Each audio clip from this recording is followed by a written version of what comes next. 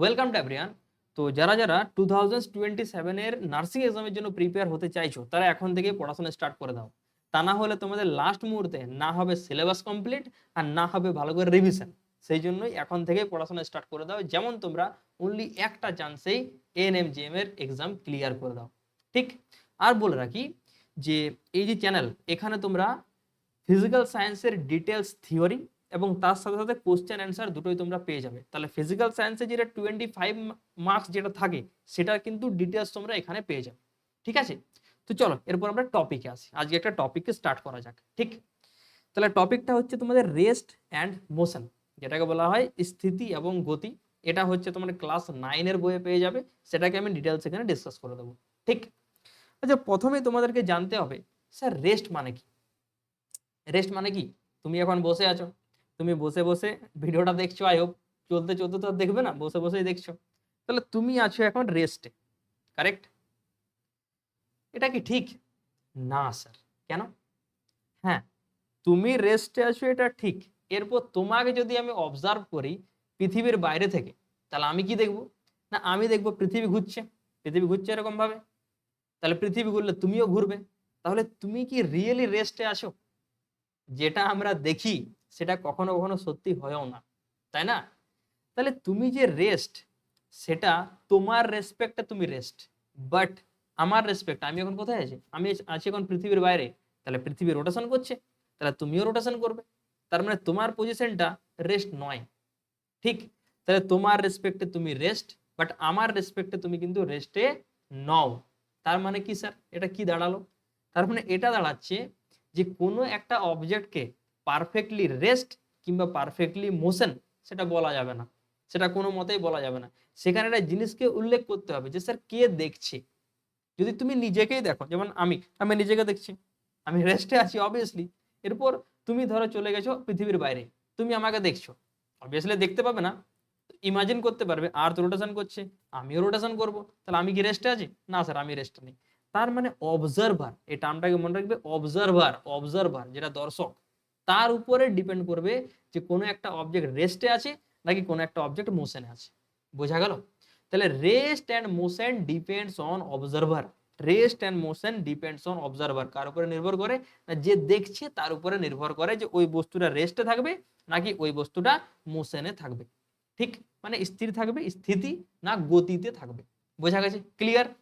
এরপরে যদি sir simple definition দিতে বলে তাহলে কি বলবো? এত বড় তার ডেফিনেশন বলবো না। তাহলে সিম্পল ডেফিনেশন এরকম ভাবে তোমরা বলতে পারো যে সময়ের সাপেক্ষে যদি বস্তুর পরিবর্তন না হয় তাহলে রেস্টে আছে, আর যদি সময়ের সাপেক্ষে বস্তুর পরিবর্তন হয় তাহলে ওই বস্তুটা আছে মোশনে। আবার বলছি, সময়ের সাথে যদি বস্তুর পরিবর্তন না হয়, বস্তুর অবস্থানের পরিবর্তন না হয় তাহলে রেস্টে থাকবে। আর সময়ের সাথে সাথে যদি বস্তুর অবস্থানের পরিবর্তন হয়, যেমন আমার হাতটা মুভমেন্ট করছে, তাহলে আমার হাতটা সময়ের সাথে সাথে পজিশনও চেঞ্জ হচ্ছে, কারণ আমার হাতের যেটা কন্ডিশন সেটা কি টাইপের? সেটা হচ্ছে মোশন। বাট একটা কন্ডিশনকে মাথায় রাখতে হবে যে রেস্ট আর মোশন সেটা কার উপরে ডিপেন্ড করে? না, সেটা ডিপেন্ড করে অবজারভারের উপর, যে দেখছে তার উপরে। ঠিক। ওকে, তাহলে দেখো এখানে একটা লেখা আছে যে স্থিতির ডেফিনেশন কি লিখবে? না, কোনো বস্তু যদি সময়ের পরিবর্তনের সঙ্গে সঙ্গে পরিবর্তন না হয় তাহলে তাকে বলা হচ্ছে স্থিতি। সেটা ইংলিশে লেখা আছে, an object is said to be rest if doesn't move change its position with respect to surrounding with time। তাহলে সময়ের সাপেক্ষে যদি পরিবর্তন না হয় তাহলে বলবো রেস্ট। সিম্পল ব্যাপার, তাই না? এরপরে আমরা আসি মোশন। মোশনটা কি জিনিস? আগের মতোই, যদি সময়ের সাপেক্ষে বস্তুর পরিবর্তন হয় তাহলে সেটাকে বলা হচ্ছে মোশন। তাহলে কোনো বস্তু যদি সময়ের পরিবর্তনের সাথে সাথে অবস্থানও পরিবর্তন করে তাহলে সেটাকে বলা হচ্ছে গতিশীল কিংবা গতি অবস্থা। এরপরে দেখো এখানে একটা লাইন লেখা আছে, স্থিতি এবং গতি দুটোই আপেক্ষিক। কি জিনিস? আপেক্ষিক। এটি যে ব্যক্তি দেখছে তার উপরে নির্ভর করে, যেটা একটু আগেই বললাম, যে ব্যক্তি দেখছে তার উপরে নির্ভর করবে যে বস্তুটা রেস্টে আছে নাকি মোশনে আছে। এক্সাম্পলটা দিলাম, ওই এক্সাম্পল দিয়েও তোমরা মনে রাখতে পারো। এটাকে দেখো ইংলিশে সুন্দরভাবে একটু লেখা আছে, ইচ্ছে হলে পড়তে পারো, না ইচ্ছে হলে পড়বে না। এখানে একটা দুটো বাসের কন্ডিশন দেওয়া আছে যে এ বডি, আমি বলে দিচ্ছি, হ্যাঁ, ধরো দুটো ট্রেন যাচ্ছে এরকম ভাবে। ঠিক, তুমি এই ট্রেনে আছো আর এই ট্রেনকে দেখছো, কি মনে হয়? স্যার এই ট্রেনটা রেস্টে আছে, মানে তুমি নিজে রেস্টে আছো এরকম ফিল হয় কিনা? দুটো ট্রেন এরকম ভাবে যাচ্ছে এরকম ভাবে। তাহলে তুমি ধরো এই ট্রেন আছে এটা, তাহলে তুমি কি মনে হয় যে দুটো ট্রেনে ফিক্সড আছে একদম, এরা যাচ্ছে না, দাঁড়িয়ে আছে, ফিল হয় কিনা? তাহলে এখানে ফিল হওয়ার মেন রিজনটা কি? এখানে ফিল হওয়ার রিজনটা হচ্ছে যে দুটো সেম গতিতে যাচ্ছে, একই দিকে যাচ্ছে। তাহলে তোমার ফিল হবে এটা রেস্টে আছে, বাট যে ধরো একটা ফাঁকা মাঠে দাঁড়িয়ে আছে, সে এই কি ট্রেনকে ফিক্স দেখতে পাবে?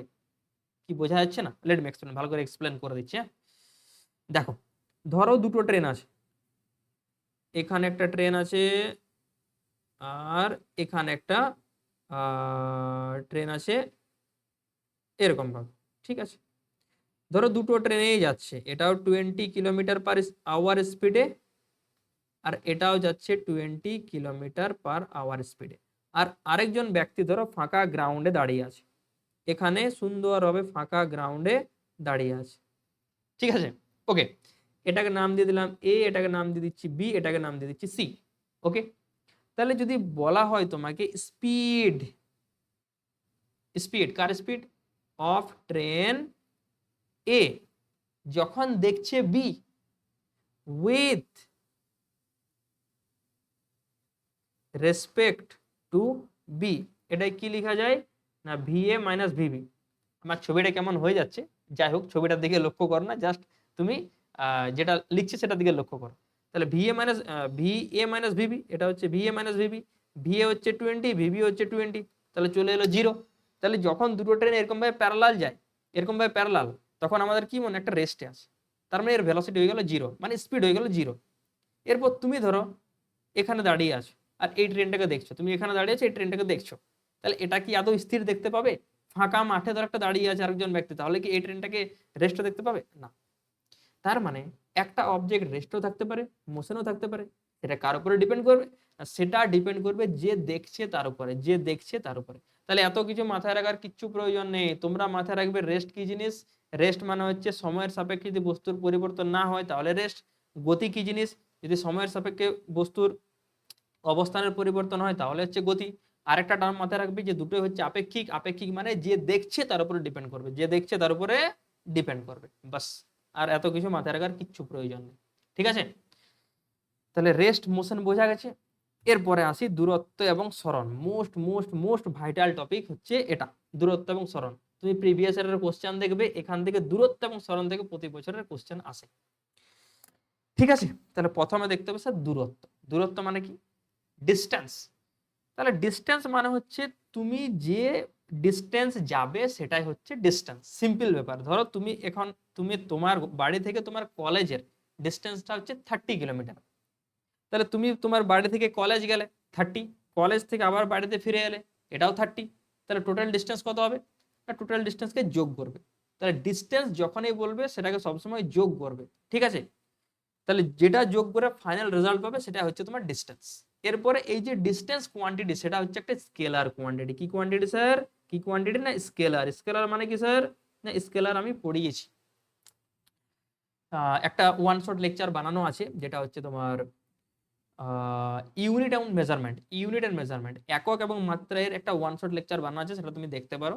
সেখানে আমি স্কেলার আর ভেক্টর সম্বন্ধে ডিসকাস করেছি। এখন মাথায় রাখো স্কেলার মানে যেগুলো হচ্ছে সেগুলো তোমার শুধুমাত্র মান আছে, মানে মান, ভ্যালু নিয়ে ডিটারমাইন করবো। যেমন ধরো তুমি আলু কিনতে গেছো, 1 কেজি আলু, 2 কেজি আলু, 10 কেজি আলু, তুমি আলুর কোয়ান্টিটিটাকে ফোকাস করবে, শুধু থোড়ি ডাইরেকশন দেখবে। ডাইরেকশন দেখে লাভ নেই আমার। একজন ব্যক্তি ধরো যাচ্ছে 20 কিলোমিটার/আওয়ার স্পিডে, এটা ভেলোসিটিতে 20 কিলোমিটার/আওয়ার বেগে, এই ইনফরমেশনটা হচ্ছে একটা সঠিক ইনফরমেশন নয়। কেন স্যার? স্যার ওই ব্যক্তির একটা নির্দিষ্ট বেগে যাচ্ছে, বাট কোন দিকে যাচ্ছে, এখানে দিকটা ইম্পর্ট্যান্ট। সেই জন্যই বলা হয় বেগ হচ্ছে একটা ভেক্টর কোয়ান্টিটি। তাহলে স্কেলার ভেক্টর সিম্পল মাথায় রাখবে, স্কেলার মানে মান আছে শুধু, আর ভেক্টর মানে মানের সাথে সাথে দিকও আছে, মানের সাথে সাথে দিকও আছে। তাহলে দূরত্ব কি কোয়ান্টিটি? না দূরত্ব হচ্ছে একটা স্কেলার কোয়ান্টিটি, ঠিক। আর দূরত্ব কি জিনিস? কোনো বস্তু যে পথে যায় সেটাই হচ্ছে দূরত্ব, ওই যে এক্সাম্পলটা দিলাম, ঠিক আছে? আর দূরত্ব পথের উপরে নির্ভর করে, তার মানে কি স্যার? দূরত্ব পথের উপরে নির্ভর করে, এটাকেও দেখ। না ধরো এটা হচ্ছে তুমি, হ্যাঁ, এটা হচ্ছে তুমি, আর এটা হচ্ছে তোমার কলেজ। কেমন আঁকবো কলেজটাকে? যাই হোক এরকম ভাবে অনেকগুলো বিল্ডিং আছে এরকম ভাবে, এটা হচ্ছে কলেজ তোমার, ঠিক। তাহলে তোমার বাড়ি থেকে তোমার কলেজে যাওয়ার জন্য এরকম একটা রুট আছে, এরকম রুট আছে রাস্তা, ঠিক আছে। তাহলে এর ডিস্টেন্সটা ধরো 30 কিলোমিটার। তাহলে তুমি একবার যাবে, তুমি একবার এরকম ভাবে যাবে, সেটা হচ্ছে 30 কিলোমিটার। আবার কলেজ থেকে বাড়িও তো ফিরে আসতে হবে, সেটাও 30, যাওয়ার সময় 30, আসার সময় 30। তাহলে স্যার টোটাল ডিস্টেন্স কত? টোটাল ডিস্টেন্স, ডিস্টেন্স মানে হচ্ছে দূরত্ব, 60 কিলোমিটার। একদম সিম্পল ব্যাপার, 60 কিলোমিটার। এখানে আই হোপ তোমার কোনো কনফিউশন নেই, এটা হচ্ছে 60 কিলোমিটার, ঠিক। এরপর আছে ডিসপ্লেসমেন্ট, এটাকে ভালো করে দেখো, এটা বড় কনফিউজিং একটা জিনিস, মানে তোমাদের কনফিউজিং লাগে বাট এটা কনফিউজিং নয় এতটা।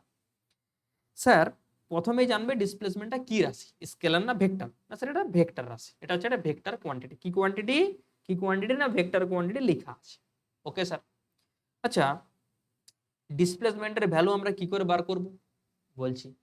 তার আগে জেনে রাখো, যেটা হচ্ছে স্কেলার সেটা শুধুমাত্র যোগ হবে, কি হবে সেটা শুধুমাত্র যোগ হবে। বাট ভেক্টর, ভেক্টরের ভ্যালু যোগও হতে পারে বিয়োগও হতে পারে। তার মানে যেগুলো হচ্ছে ভেক্টর কোয়ান্টিটি তার ভ্যালু প্লাসও আসতে পারে, জিরো আসতে পারে, মাইনাসও আসতে পারে। তাহলে প্লাস, জিরো, মাইনাস তিনটেই পসিবল যেগুলো হচ্ছে ভেক্টর কোয়ান্টিটি। বাট যেগুলো হচ্ছে স্কেলার কোয়ান্টিটি, যেমন দূরত্ব, দূরত্বের ভ্যালু কিন্তু সবসময় প্লাস হবে, সবসময় কি হবে না প্লাস, তার মানে ধনাত্মক হবে, ঠিক।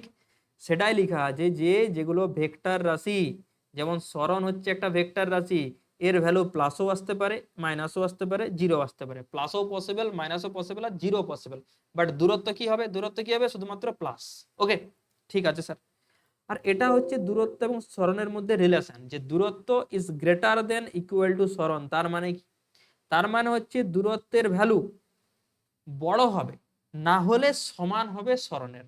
তাহলে দূরত্ব সরণের থেকে বড় হতে পারে, না হলে সরণের সাথে সমান হতে পারে। তাহলে সরণটাকে বলা হচ্ছে ডিসপ্লেসমেন্ট। কি বলা হয় সরণকে? ডিসপ্লেসমেন্ট। ডিসপ্লেসমেন্ট ইংলিশ টার্মগুলো একটু মাথায় রাখবে, ঠিক আছে। তাহলে এতদূর বোঝা গেছে কি না সরণ ভেক্টর রাশি, সেই জন্য এর ভ্যালু প্লাসও পসিবল, মাইনাসও পসিবল, আর জিরো পসিবল, ঠিক। আর সরণ এবং দূরত্বের মধ্যে রিলেশনটা কি না distance is greater than equal to displacement. তার মানে দূরত্ব বড় হবে ডিসপ্লেসমেন্টের থেকে, না হলে ইকুয়াল হবে দূরত্বটা, ঠিক আছে। ওকে, আমি একটা এক্সাম্পল দিচ্ছি। হ্যাঁ, ধরো আহ, এখানে তুমি দাঁড়িয়ে আছো, ঠিক আছে। আহ, এখানে তোমার আরেকজন ফ্রেন্ড দাঁড়িয়ে আছে, ঠিক আছে স্যার, নো প্রবলেম। তাহলে এখান থেকে তোমার ফ্রেন্ডের যেটা ডিস্টেন্স, ধরো একটা রুট আছে এরকম ভাবে রাস্তা, এই রাস্তাটা হচ্ছে ধরো 20 কিলোমিটার, ঠিক স্যার। ওকে, ঠিক। এরপরে ধরো আহ, এটা হচ্ছে এ পয়েন্ট, এটা হচ্ছে বি পয়েন্ট। তাহলে তুমি প্রথমে এ থেকে বি পয়েন্টে গেলে, তুমি প্রথমে এ থেকে বি পয়েন্টে গেলে, ঠিক। তারপরে বি পয়েন্ট থেকে আবার এ পয়েন্টে ফিরে এলে, তাহলে বি পয়েন্ট থেকে আবার এ পয়েন্টে ফিরে এলে, ঠিক আছে। তাহলে তুমি কি করলে না প্রথমে এ থেকে বি তে গেলে, তারপরে বি থেকে আবার এ তে ফিরে এলে। তাহলে স্যার সরণ কত? সরণ মানে হচ্ছে ডিসপ্লেসমেন্ট, কত হবে স্যার? না স্যার সরণ হচ্ছে ভেক্টর কোয়ান্টিটি, ঠিক আছে স্যার ভেক্টর কোয়ান্টিটি। তাহলে যখন এরকম ভাবে যাচ্ছে তখন নিতে হবে তোমাকে প্লাস, আর যখন এরকম রিটার্ন করছে তখন নিতে হবে তোমাকে মাইনাস। তাহলে যাওয়ার সময় হচ্ছে +20, আসার সময় -20, তাহলে সরণ কত আসবে? জিরো। তাহলে সরণ কত আসবে? না জিরো। তার মানে আমি ধরো এখানে বসে আছি, কালকে ধরো ভিডিও বানাবো, কালকে আবার এখানে বসবো, তাহলে আমার এখানে আজকের আর কালকে যখন এখানে বসবো, তাহলে টোটাল ডিসপ্লেসমেন্ট কত? না স্যার জিরো। কেন জিরো আসছে? তার কারণ হচ্ছে যে পয়েন্ট থেকে আমি স্টার্ট করছি, ঘুরে ফিরে এরকম ভাবে আবার ওই পয়েন্টে আসছি।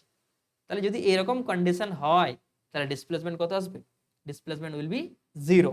মাথায় রাখবে, যে পয়েন্ট থেকে যাত্রা শুরু করে আবার যদি ওই পয়েন্টেই ফিরে আসে, তাহলে ডিসপ্লেসমেন্ট অলওয়েজ হয়ে যাবে জিরো। কত হবে? না জিরো। বোঝা গেছে? আরো ভালোভাবে আমি এক্সাম্পল দিয়ে দিচ্ছি। দেখ, ধরো এটা হচ্ছে পয়েন্ট এ, এটা হচ্ছে পয়েন্ট বি। এখানে তিনটে রুট আছে যাওয়ার, এ থেকে বি তে। একবার তুমি এরকম ভাবে যাবে, একবার এরকম যাবে, আবার তুমি একবার এরকম যাবে। তাহলে যেটা ডাইরেক্ট সেটা হচ্ছে ধরো 20 কিলোমিটার, এটা হচ্ছে 30 কিলোমিটার, আর এটা হচ্ছে 40 কিলোমিটার। ঠিক আছে স্যার, নো প্রবলেম। ধরো তুমি ডাইরেক্ট এ বি তে যাচ্ছ, কি যাচ্ছ না, ডাইরেক্ট, একদম ডাইরেক্ট যাচ্ছ এ টু বি, তাহলে স্যার এই পাথের জন্য ডিস্টেন্সের ভ্যালু কত? ডিস্টেন্স মানে হচ্ছে দূরত্ব। কত হবে স্যার দূরত্ব? আচ্ছা দূরত্ব মানে কি, যে পথে যাচ্ছে সেটাই দূরত্ব, তাহলে আসবে 20 kilometre. Okay, and what will be the value of সরণ, যেটাকে বলা হচ্ছে ডিসপ্লেসমেন্ট?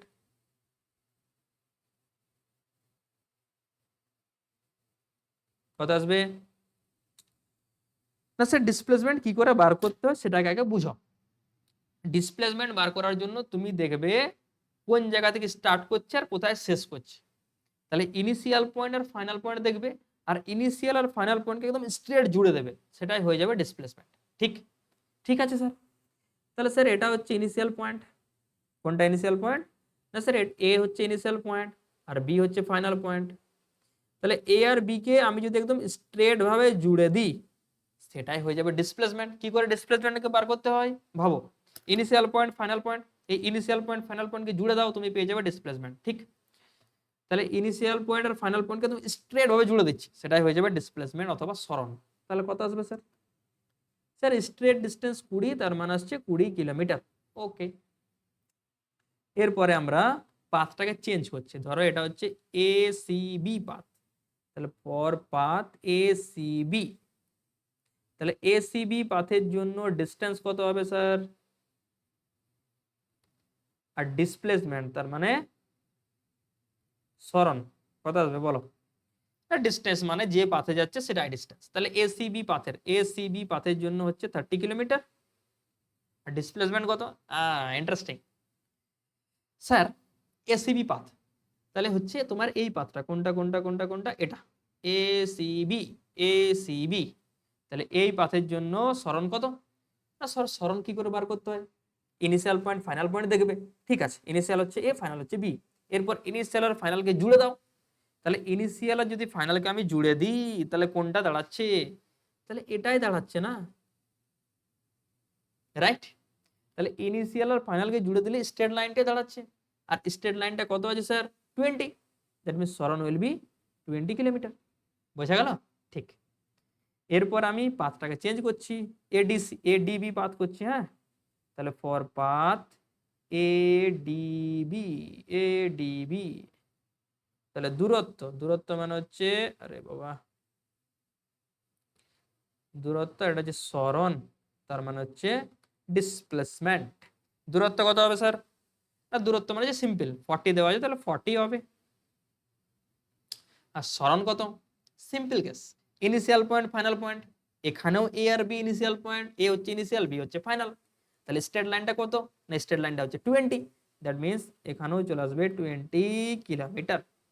তাহলে এই কন্ডিশন থেকে আমরা কি দেখতে পাচ্ছি না, ডিস্টেন্সের ভ্যালু ডিসপ্লেসমেন্টের সাথে সেম। আচ্ছা, এই কন্ডিশন থেকে কি দেখা যাচ্ছে, ডিস্টেন্সটা বড় ডিসপ্লেসমেন্টের থেকে।